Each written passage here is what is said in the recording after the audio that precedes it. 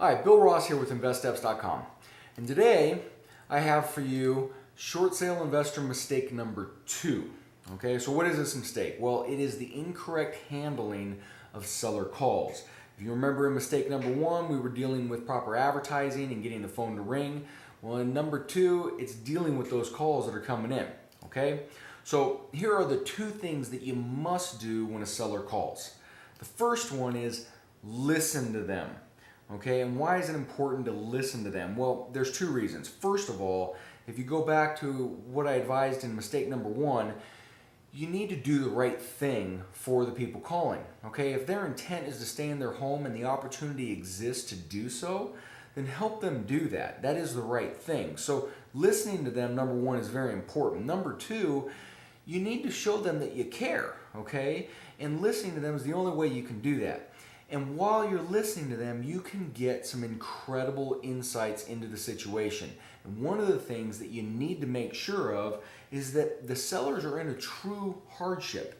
In other words, there is a reason they cannot pay their mortgage. If there is no reason and the only one that exists is I don't want to, okay, that is not a hardship and you are not going to be able to negotiate a successful short sale.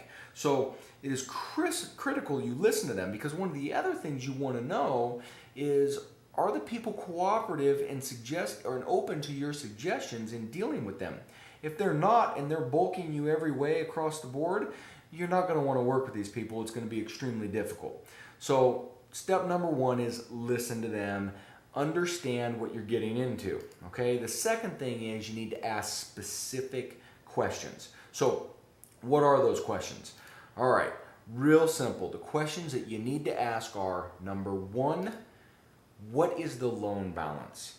Okay, this is mistake number 1. The phone rings, a new investor gets so excited, they don't ask what the loan balance is. Well, if they're not underwater, in other words, if the people do not owe more on their home than what the fair market value and what this home is going to sell on the open market for is, you're never going to get a short sale done, okay? If they owe $100,000, that's the loan balance, the home can sell for $200,000 in the open market, you're never going to get a short sale. Market can take care of it, okay?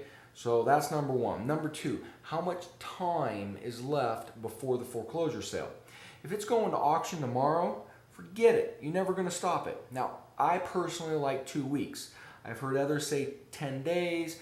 The point is you need a sufficient amount of time, I think at least 10 working days, in other words 2 weeks, to successfully stop the auction sale and move forward on negotiating a short sale, okay?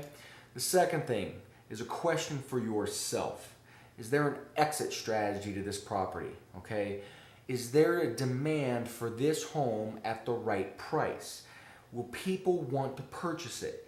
Is it in a war zone? In other words, if you drive into this neighborhood, are you afraid to get out of your car?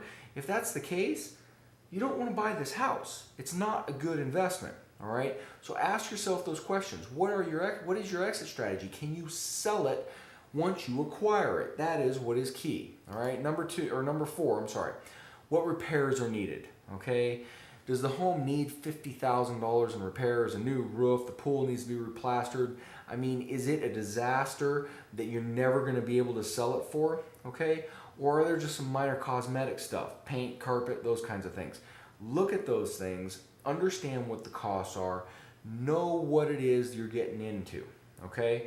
If the numbers still work, great, it's a good deal. If they don't, then forget it. Again, what repairs are needed? All right, ask that question. The next thing, what else could affect the value of this home? When you've got these people on the phone, ask them, where is your house located? Is it back up to a major freeway? If it does, forget it. You're not going to sell it for what you think you're going to sell it for. Those are things you want to know. What else could affect the value? What reduces people's interest in this home? Okay, so that's a start to questions you need to ask. There are plenty more that you will understand and come up with as you kind of get into this and figure out how to talk to people. But these are the basics. Ask these questions. You're going to go a long way into finding really good deals. Again, my name is Bill Ross. I'm with InvestSteps.com. Check us out. We've got a whole lot more to share with you. Thanks a bunch.